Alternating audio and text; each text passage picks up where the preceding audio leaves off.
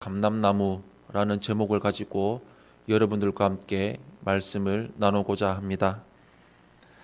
하나님은 하나님과 맺은 언약을 소중히 여기는 자를 사랑하십니다.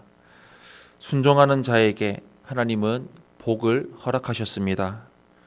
우리가 늘 푸른 감람나무처럼 열매 맺는 인생을 살려면 어떻게 해야 할까요? 오늘 본문은 그 해답을 우리에게 알려주고 있습니다.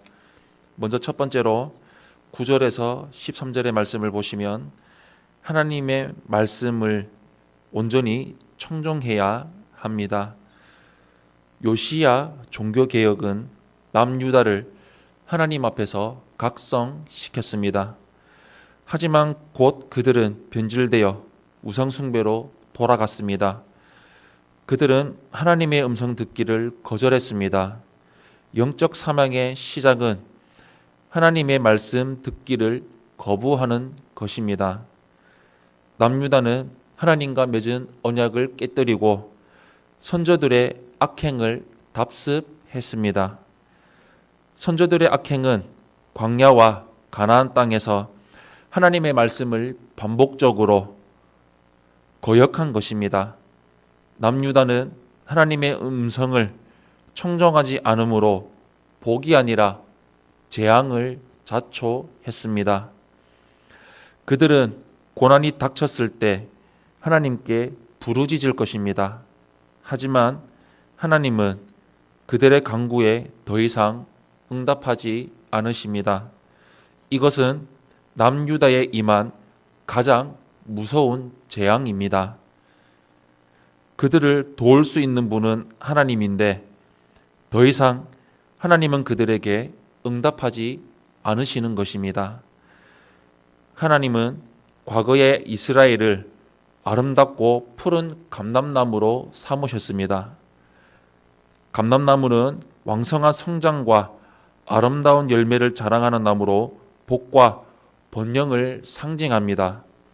그들이 하나님의 말씀에 순종하고 언약 안에 거했다면 하나님 앞에서 늘 푸른 감람나무로 있었을 것입니다.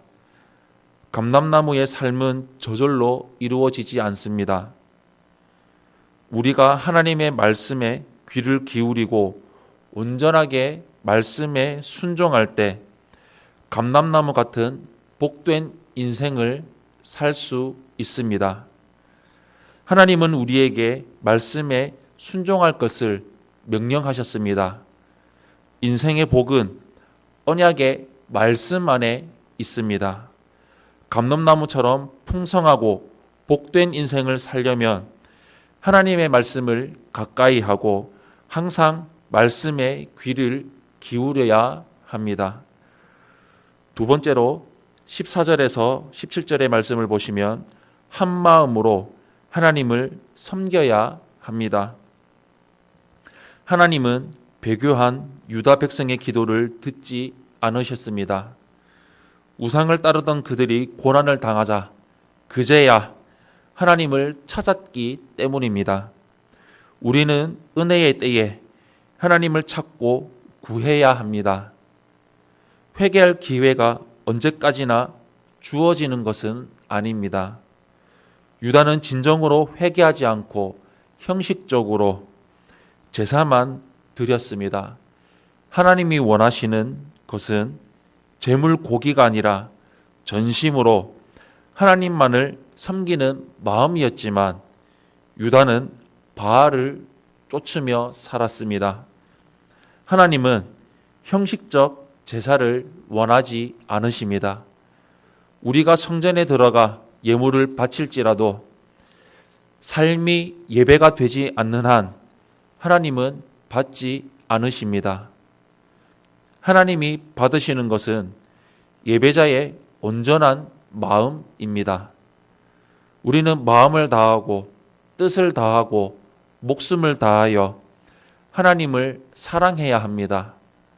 하나님은 두 마음을 품은 언약 백성을 용납하지 않으십니다. 사람은 하나님과 세상의 다른 것들을 겸하여 섬길 수 없습니다. 하나님은 두 마음을 품은 거짓된 감람나무를 꺾으실 것입니다. 두 마음을 품은 자는 결코 좋은 열매를 맺을 수 없습니다. 하나님께 인정받을 수도 없습니다. 하나님이 우리에게 원하시는 것은 오직 하나님만 사랑하고 하나님만 섬기는 것입니다. 하나님의 푸르고 아름다운 감람나무는 일편단심 하나님만 사랑합니다. 한 마음으로 하나님을 섬겨 좋은 열매를 풍성히 맺으시기를 바랍니다. 사랑하는 성도 여러분, 유다는 하나님 앞에서 열매 맺은 푸른 감람나무로 살지 못했습니다.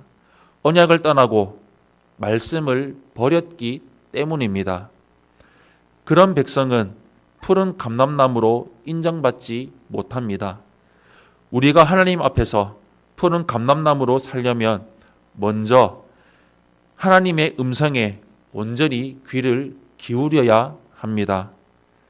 매일 말씀에 주의하며 그 말씀에 전적으로 순종하는 삶을 살아야 합니다. 하나님께 늘 푸른 감람나무는 언제나 한 마음으로 하나님을 섬깁니다. 우리 평생 좌로나 우로나 치우치지 않고 한 길로 성경과 성령과 교회를 붙들어 살아가는 삶을 온전히 이루어 나아가시기를 예수님 이름으로 축원합니다.